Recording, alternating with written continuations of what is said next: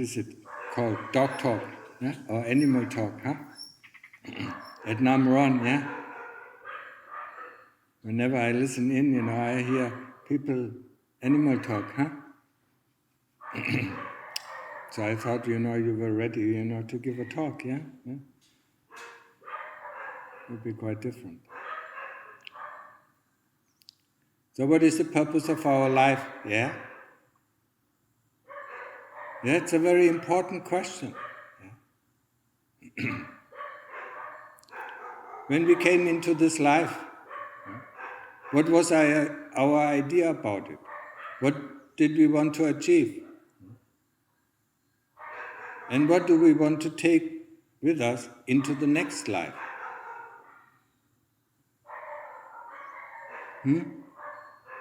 Think about it.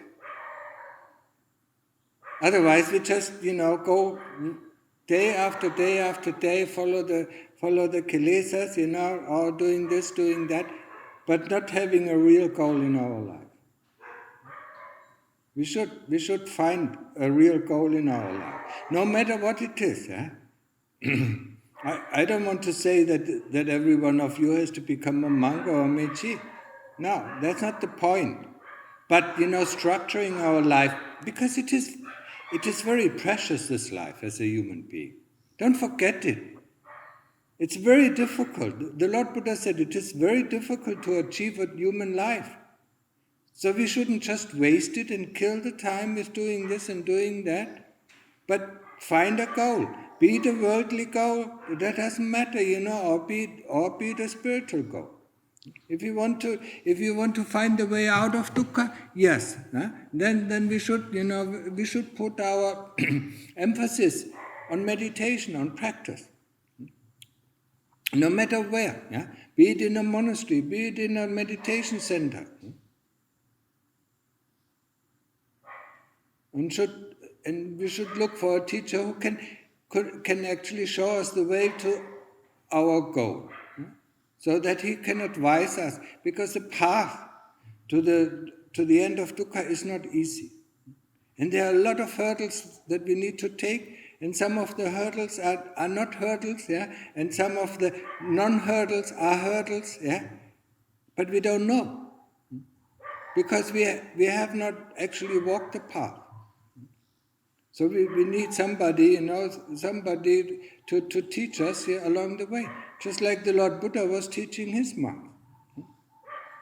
His monks and also the lay people. Doesn't matter if we are lay people or if we are monks.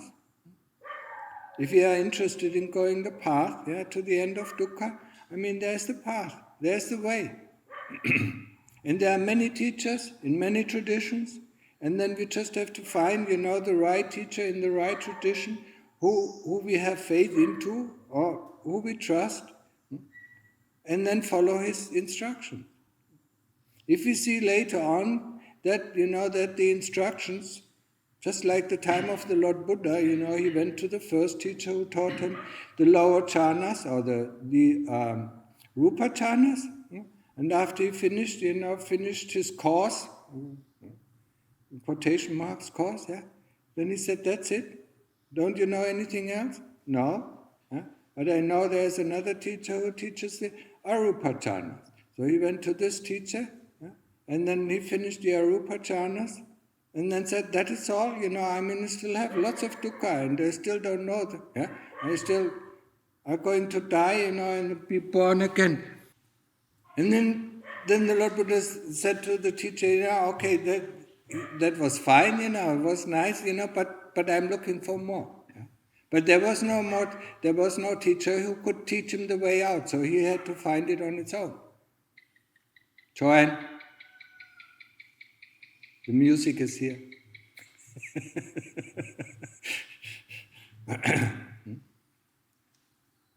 And then he tried for 7 years, yeah, he tried all sorts of things.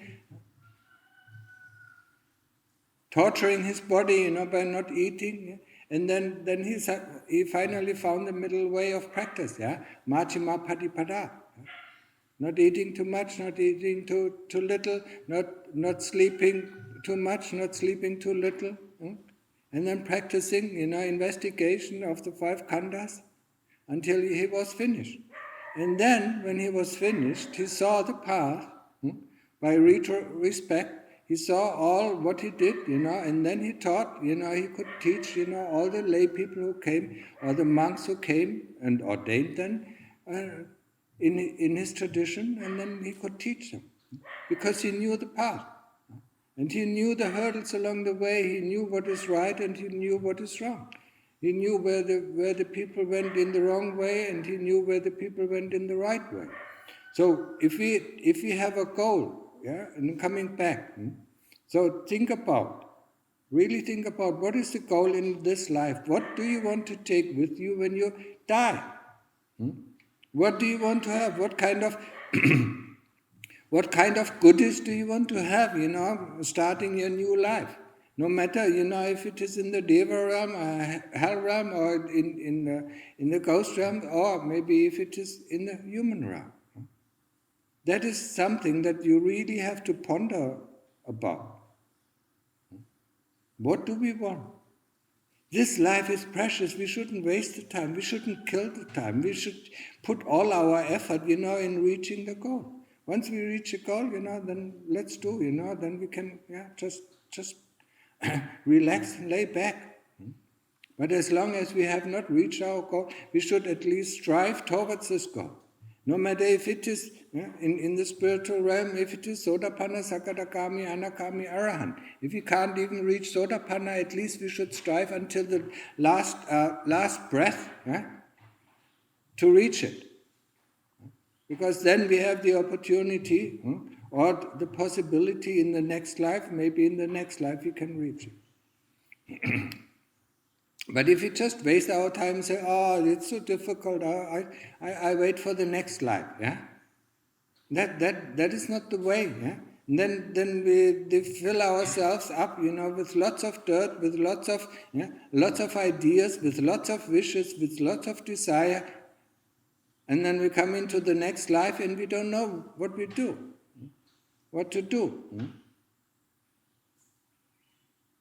So if we decided, what is the goal of our life and what we want to take with us into our next life, then strive for it. No matter what you do, be it a lay person, be it, becoming a mechi or becoming a monk, it doesn't really matter. And then find the right teacher to fulfill your goal or to strive in the direction. When you find out your teacher doesn't know it, then find a new teacher.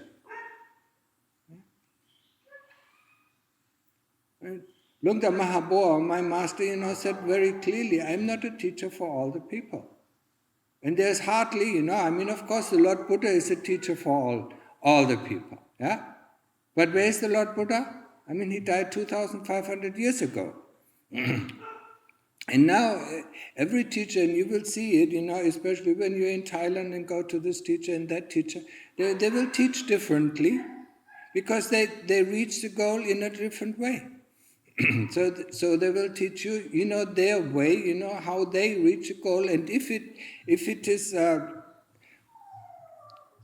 fits your characteristic tendencies, then this is a good teacher for you. If it doesn't fit your characteristic tendencies, you want to go another way, then you have to find another teacher. It's not that, there's one teacher for all, No.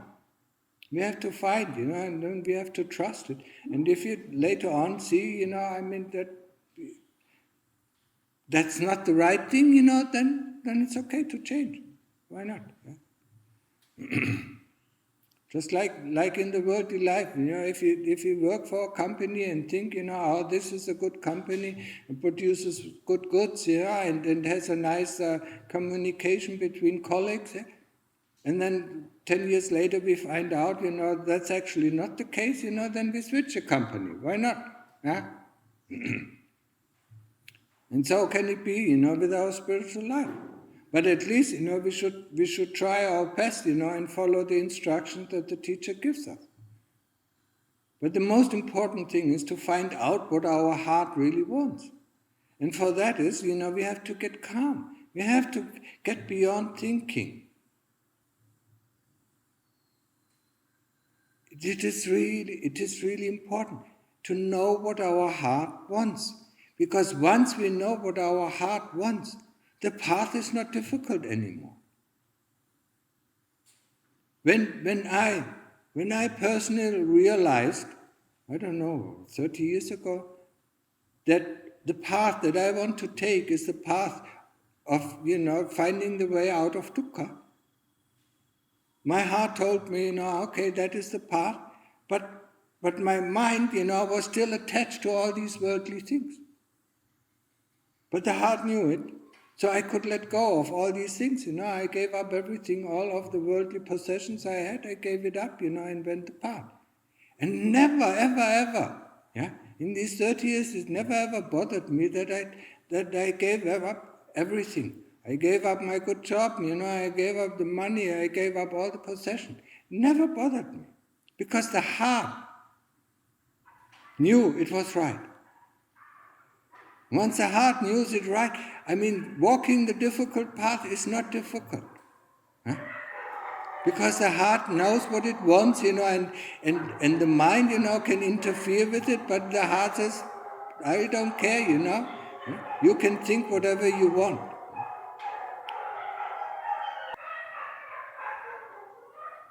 Why is it only when I give a talk,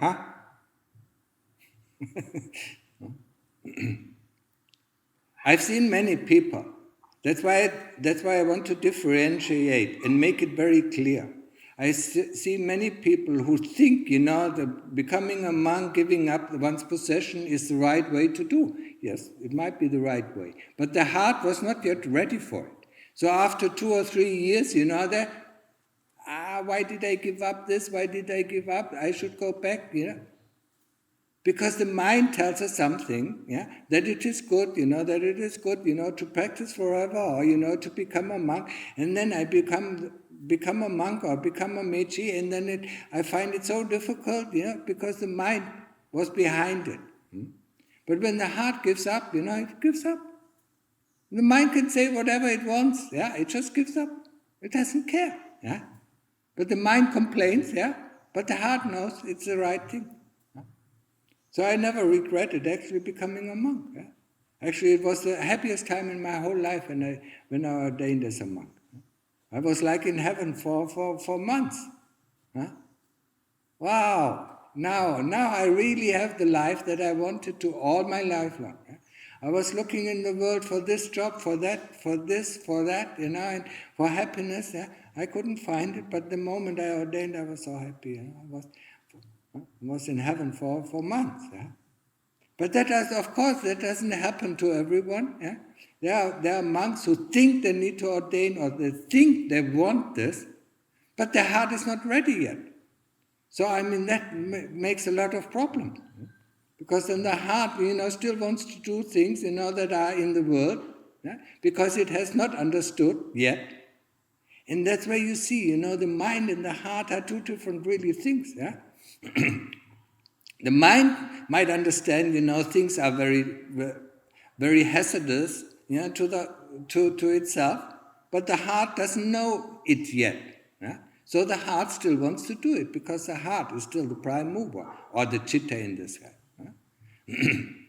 The mind can say, no, I don't want to do it, but the heart says, no, I want to do it. So there's a constant struggle. For instance, for people who are addicted to alcohol, the mind says, this is not a good thing, but the heart constantly wants it, I need it, I need it, I need it. But if the heart says no, they can give up within 24 hours. And they are never bothered, by any kind of drop of alcohol. And this is something that we have to understand. The things, when the heart decides something, and that is what we have to teach. The practice is teaching the heart. Teaching the heart to see what the results of its own actions are. Once the heart sees, this is a wholesome result, it wants to do it again. Once the heart sees it's an unwholesome result, coming through its own action that it wants to do, then it lets go of it. This is the beauty of it. That's why we have to show, through the investigation, we start with the investigation of the body, because we think, in the heart thinks, this body is a fantastic thing, it gives us so much freedom and so much, So we show the heart, over the time through investigation of the body, that is so much hardship, to maintain this body, that the body itself, doesn't bring us really happiness, that it all constantly needs care of. We need to take care of it. We need to feed it. We need to house it. We need to clothe it. The more the heart sees it, the more the heart understands it, and the more the heart lets go of the body. And then we go dive into the inside of the body, where we see all these ugly things, all these what is it, asupa? All these disgusting things inside this body. And then we just used to strip away the skin, and then we don't want this body anymore. But the heart has to see it, the heart has to understand it. And the more we do this investigation of the body, the more the heart, hopefully the more the heart understands it, and the more it lets go. And the more it lets go of the body, the more it lets go also of anger and greed. Because that come naturally. The vision, the desire for the bodily comfort or for the bodily thing will slowly decrease through the investigation of the body. Other things, worldly attachment will decrease, through the investigation of what do these worldly attachments bring us? The attachment to the family. What is the family? What is brother and sister? What is mother and father? Why I'm so attached to it? There are people. We are people. There are people. If we are attached to people, then we should be attached to everybody. Not only to my brother and sister and to my relatives. They are people. Just because they are close to us doesn't mean necessarily that they are good people, or doesn't also mean that they are bad people. There are lots of good people around it, and there are lots of bad people around it. So we should associate, like the Lord Buddha said, we should associate with the people, who are good, who show us the path and who sometimes tell us the truth, even if we don't like to hear it.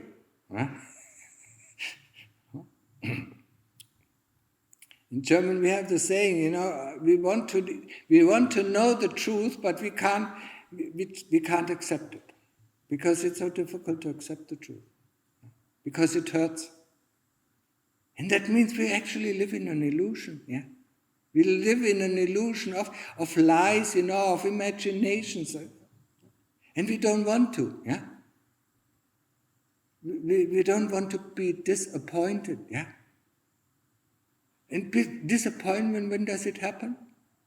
When our friend or when our relative, tells us something else that doesn't fit our view of the world or our view of ourselves.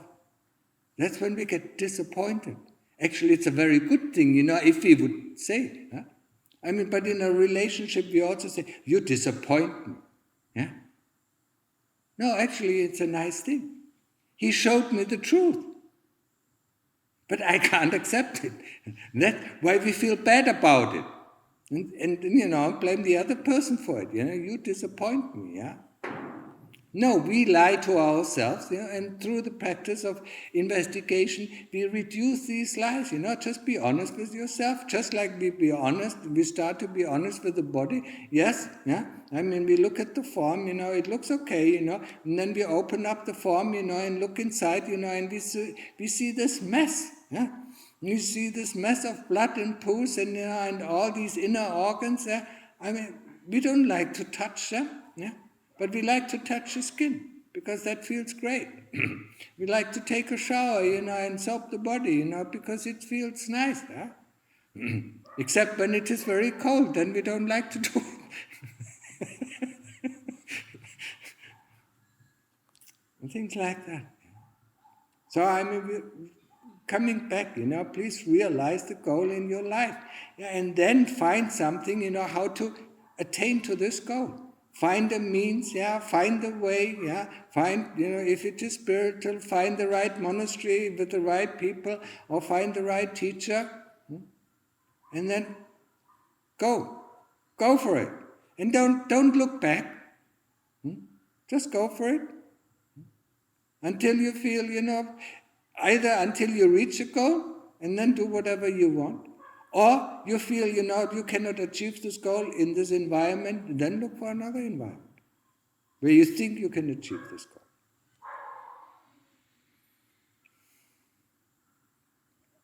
Okay, is that understood? Yeah? What about specific memory? What? What about specific memory? Memory that was really fine, like very fine memory, and touched your heart. Yes, it touches your heart. Is that something you have to not be involved in or not remember? No, you have to investigate. But I don't want, at this point, I don't want to give up this memory. I want You don't want it, but not wanting it or wanting it is the same thing. It's the same mechanism. Be it greed or be it hate, it's just the other side of the coin. If you don't want this memory, then you have to investigate it. If you like this memory, you have to investigate it. And you have to see. Because a memory is a very specific, it is like a picture. Yes. When you see a picture, you don't see everything. And a memory is a picture of this moment. And with it comes a happy feeling, or comes an unhappy feeling, or comes a neutral feeling. So then we go back in time, look at the situation, and look at the positive side, and look at the negative side, so that it evens out. What if there's no negative side? There is. What if it? There is 100%. There is dukkha, but you have not, you have not really penetrated it yet. With each nice and fine memory, there's always dukkha around us. Be it the dukkha of the body, but we cannot get it because the memory is so fixed on just this one moment. And why do we have to give that up? We don't have to give that up. No, you don't have to give it, but it bothers you. It is an attachment. It's a form of attachment. And it creates a wish or desire that you receive this moment again. Well, I can't receive the moment again, but I think that to appreciate that moment... But that is fine. Oh, okay. I mean, we can appreciate, if somebody does something good to us, or if you receive something good, or we can appreciate it if you help some people, or did some good to other people. We can appreciate it, but, then it's just a memory, and there's no attachment, there's no lingering attachment to it. Okay. And this is, through investigation, we get to the point of the lingering attachment. Say, why do you think it is fine? For instance, just ask yourself questions. Why do you think it's fine? Or why do you think it was horrible? What was there? What was it in this time span? Let's say 5 minutes, and then 10 minutes, and then 1 hour. What was there in this time span? Get all the memory back. It created a sense of safety. It created a sense of safety, but before that there was unsafety. Yes. Oh. So look at that. Okay. That's why expand, from this one picture, get the whole, get the whole 360 view of it. And then expand the time frame, Why was it, what came before this, So there was a feeling of insecurity. Yes. Yeah. Yes. And then, we received something that made us feel secure. Yes. But this insecurity is still there. That's why we wish, and that's why we attach to this moment where there was complete security. Yeah, okay. Understood? Well, yes. Yes, that was good. Thanks. Thank you. Because the moment itself is nice, yeah? But there's no lingering attachment. I mean, Lumpo had I had lots of nice moments, but I had lots of horrible moments. If I look at the horrible moments, I can still see them. But they're just, moments, yeah? I neither hate them, nor do I love them, yeah? Nor am I somehow attached to them. But the same thing with the nice things. I don't wish them to come back. But the moment we wish, there's an attachment to it, lingering attachment, that shows us there's actually something missing in our heart. Yeah? Okay? Yes. Now you fully understood. Yes.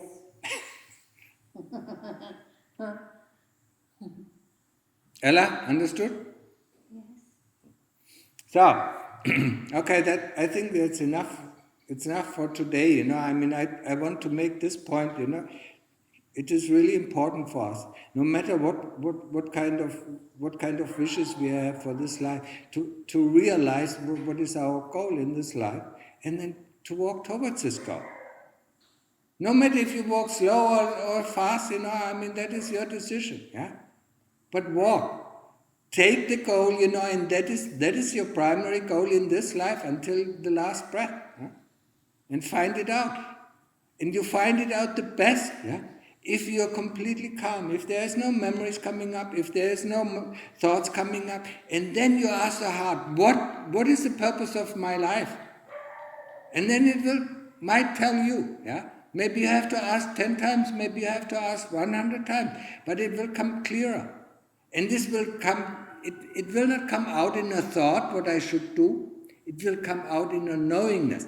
And if this knowingness is strong enough, you can pull any feast. Yeah? You can do anything that what is possible. Yeah? But if you can't get connected to the heart, yeah, and you're constantly swaying forth and back, then it is very difficult. So get down to the heart, let the thoughts and memories go beyond, and then ask what do I want to do with this life, or what is the goal in my life? Huh? And then once you know the goal, then you ask, so how do I attain this goal? And then go for it. No matter if it is spiritual, no matter if it is worldly. Yeah? It's not my purpose, to convict everybody that he has to become a mechi or a monk, yeah? Because that is your own decision, and people who have this decision in their heart, I mean, they have no problem with being a monk for a lifetime or being a mechi for a lifetime. But people who think, I mean, that is what I should do, yeah? And then they will have problems, yeah? Because the heart is not yet prompt, yeah? I mean, that's a Thai word, it's not yet ready, yeah? Okay, find it out, yeah? So, do you have any questions? Yeah, for a super practice, usually I wait until the desire becomes disturbing, until I do investigation, because otherwise I feel very angry. And then there seems to be, when I just do both these five groups, it seems to be not so effective. But if I do wait until the desirous pictures come up and then Desire what? Desirous pictures, yeah, like images or yeah, whatever, and then take them apart and really look at it and then bring desire up. It seems to be very effective, but it brings much more anger up. And yes, is it possible that it's yes, different? The level yes. of That's what I'm warning people about, when you do really a super and when it really has effect, yeah, then a lot of anger, a lot of irritation comes up. That's why you better stay in your kuti when you see the anger coming up, né? Because it latches out so fast that we can't even control it. Yeah, but it's difficult to try on the ropes because I feel like Donald Duck. What? To practice with the ropes is very difficult. Yeah, everybody goes through it, yeah. I mean, it took me about 5 years. I was comfortable, yeah, wearing the ropes. Not that I couldn't do it, but I was comfortable, yeah. So it takes time. It's everything, like learning to walk, learning to talk. I mean, this kind of life is different, yeah? So we have to learn a lot of things. Yeah? And the beauty of it is, in the beginning, we get a lot of sati. Because we have to be more and more aware of. Yeah, I mean, when you remember being a lay person, slipping into your underwear or pants, or in your shoes, it was so automatic. You didn't have any sati about it. Yeah. Now you become a monk. Now you have to wear your robes. Now you have to look after your body. So I mean, there are lots of moments where you really have to have more sati, more awareness of what is going on, so that you do it correctly. So that's not a hindrance. It's actually a good point of it. Yeah? And all these 227 rules are all good points, to remind ourselves to be careful of what we are doing. People in the world are not careful. They just follow, whatever their desires are. Yeah? And they don't look at the results. But because we as monks have 227 rules, we have to be really careful before we do something, before we touch something. Has this been offered, yeah, or not? Yeah? Is it ours or not? Is it a lay person? Yeah? Because if we touch it, and take it, yeah, then it might be even a parachika. Yeah? So we have to be really careful. And that is the beauty of it. Because it fosters the sati. And about the anger, yes. I mean, you can do. You should start. You should start once you get calm. Yeah, to develop these pictures that counteract the nice pictures. You should develop the pictures of Asupa. Yeah, seeing a bloated body, or seeing a beheaded body, or whatever, whatever you take, or see the inner organs or whatever. And the moment, these pictures, these infatuating pictures are coming up, then you replace just this picture, and then put the other picture above it, and then suddenly the completely sexual desire, boop, drops. But then this other nice picture, and then this fades away, and the picture behind it comes up again, and then you have to push it back, yeah? That is our tool, yeah, for counteracting, sexual and sensual desires, yeah. We just put something that we dislike, yeah. What everybody in this world does, but we just do it the other way around, yeah. When we see something that is loathsome, we look at something that is nice and then forget about the loathsomeness. And now we do just the opposite. We see something nice, and put something loathsome over it, yeah. So that our desire doesn't come up. But of course anger comes up, because the Kilesas love to play with these things. They like to play with all these nice things, yeah? Nice pictures, nice environments, yeah? Painting my room, painting, putting new curtains in, and having a nice garden, yeah?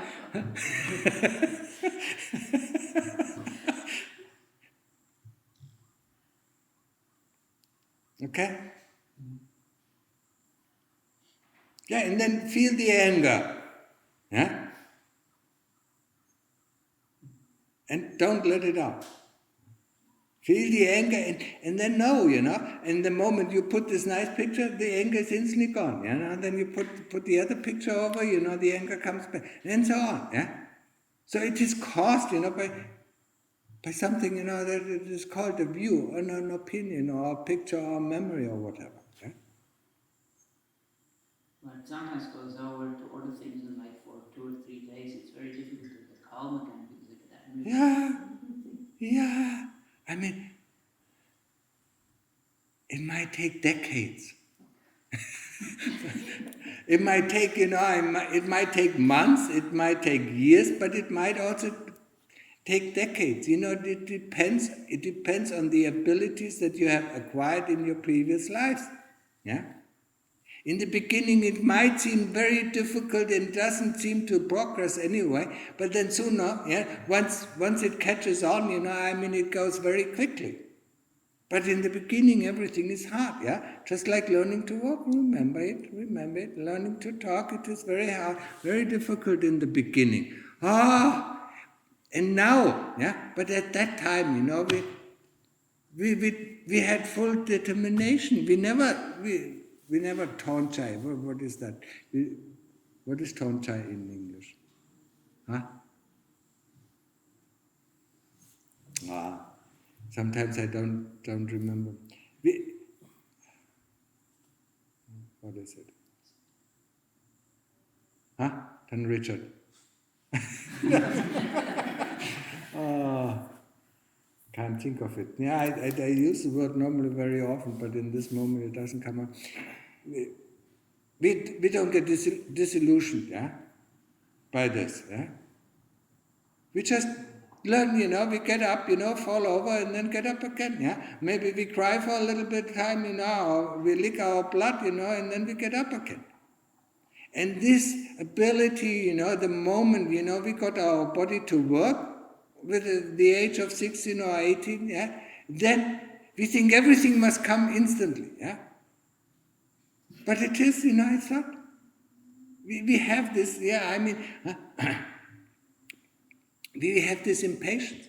But for practice, we need a lot of patience, yeah.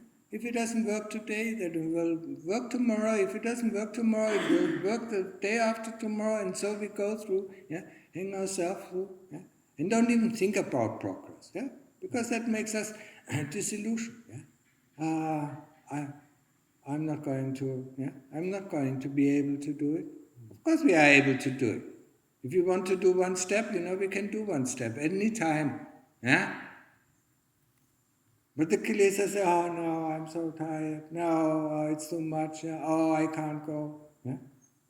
Who is the one who opposes all these things? It's the kilesas. Know the kilesas. The more you know the kilesas, the more you can counteract them. It's the kilesas who bring up these pictures. Yeah? And the Dhamma brings up the pictures that correct the kilesa. Yeah? So. Okay? More questions?